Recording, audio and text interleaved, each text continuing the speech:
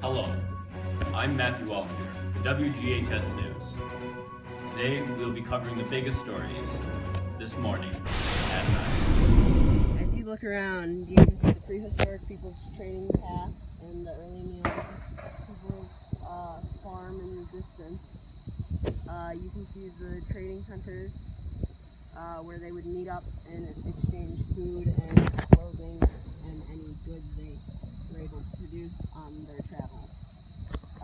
Through this we can tell that they were actually very well equipped to trade, even though they were not civilized. As you can see up here, the hunters and gatherers were mainly mobile and followed the herd compared to the farmers who would stay in one spot. But these hunters and gatherers cut many paths and followed the herd around to hunt their food and gather berries.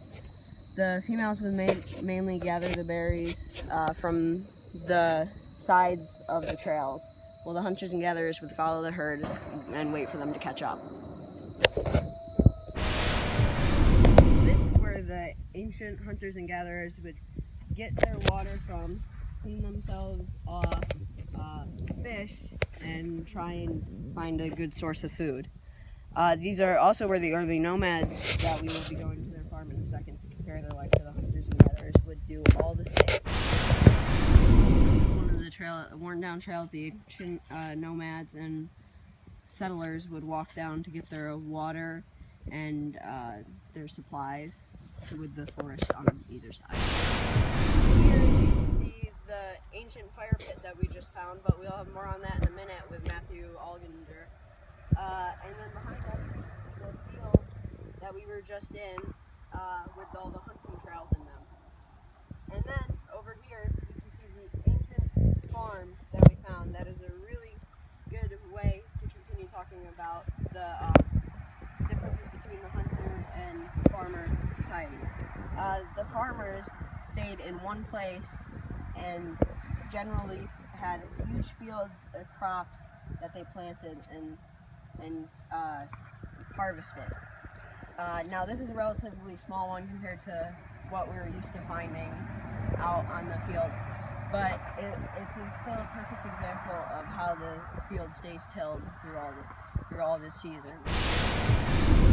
Thank you, Jaden, for that informative lesson about prehistoric agriculture. Now, back to that fireplace. As you can see, this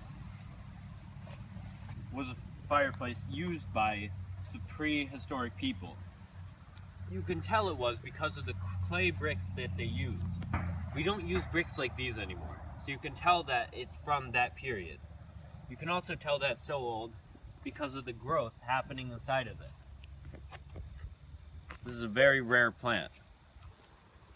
And then they used to cook meat like cattle, wild horse, wild boar, and even wild deer.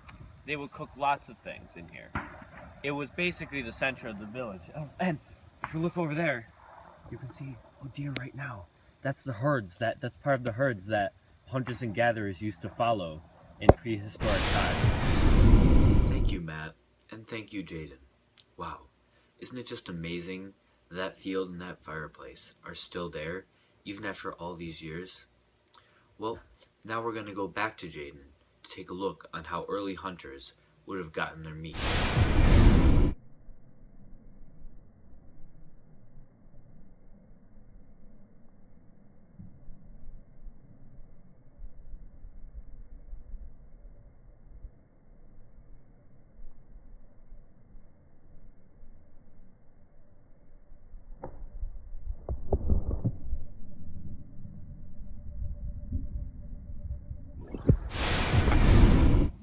Okay, hello, I'm the geographer Tim. I'm going to be talking about the Bering Strait.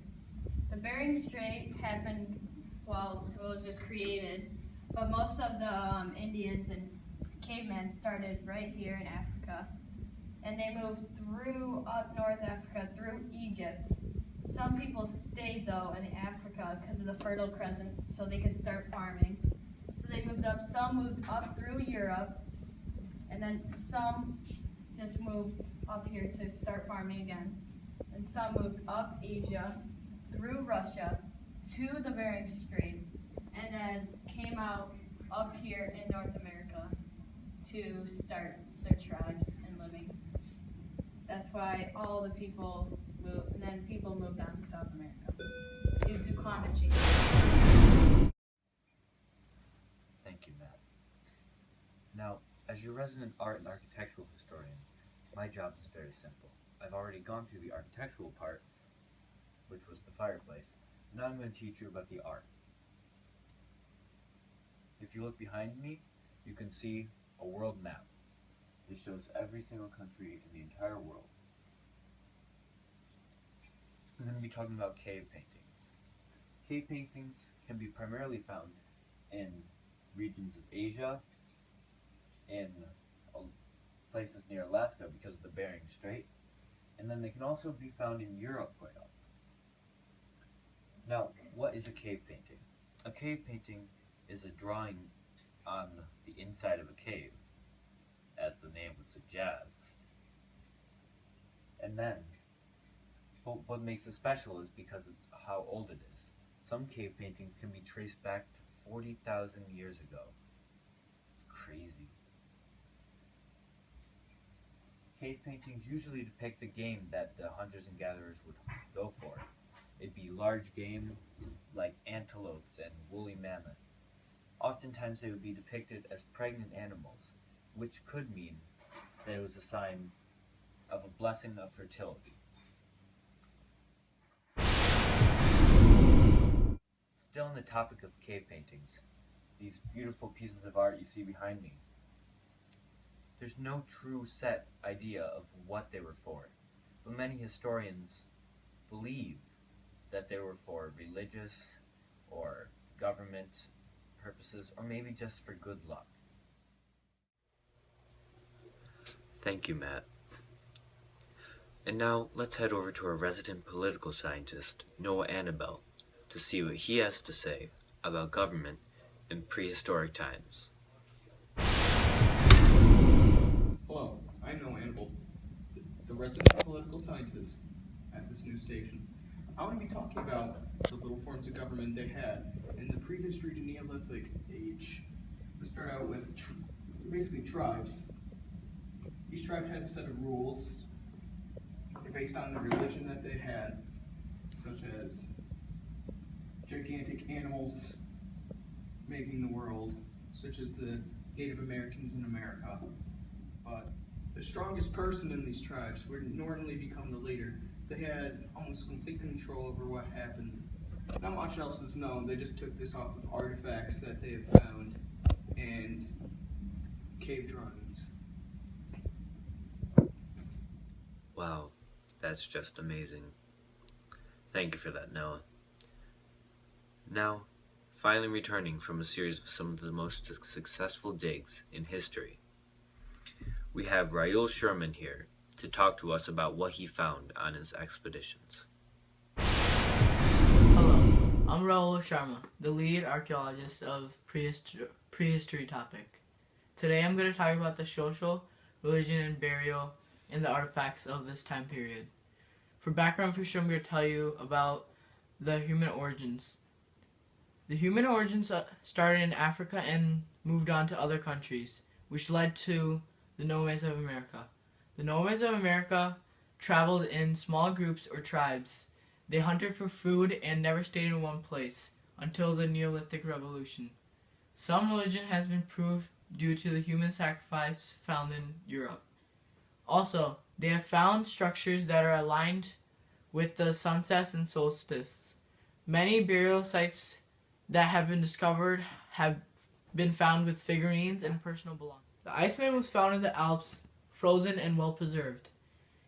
And the only reason he is so well preserved is because of the ice around him. He was found with many artifacts, such as a copper axe, an animal skin quiver with arrows still inside, with fur on the back to help aim, a knife, a bear cap, a bead necklace. He was thought to be in a really rich family with his death unknown. An artifact hotspot is Asia and Alaska due to the Bering Strait and the trade there. They have also found an iron hammer dating back 100 to 115 million years ago. They have found many other things in the prehistory time period, such as bracelets, axe heads, chisels, and pottery. Well, it looks like that's all the time that we have today. Thank you for watching, and remember, tune in next week. Goodbye. No, I can't list it. You knucklehead.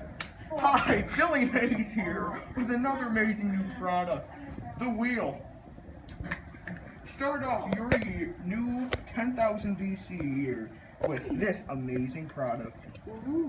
We have great traction on the ground, as you see here. It just slides across the ground.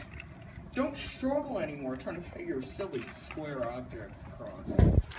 Get the wheel today. For only 2 payments of $99.99, it can be yours. Order today. Da.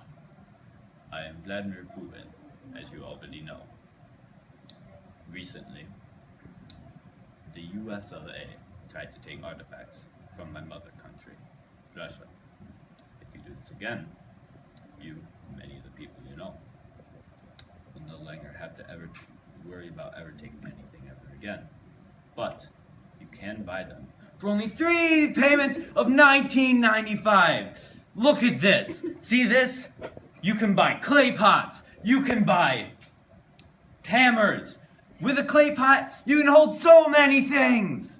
You can hold ashes of your ancestors. You can hold your organs. You can hold anything you want. Preserve it in the afterlife.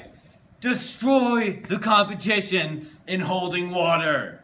With a hammer, you can hit stuff more than anything you ever could have imagined. You can invent something that will hold things together that you can eventually use a hammer on, called nails. So, I'm Anthony Sullivan here, / Vladimir Putin. And I will be telling you that you better call 1-800-VLADIMIR, clay pots, artifacts, hammers, Billy Mays. Thank you. Call 1-800-5254-8279. Do not call this number.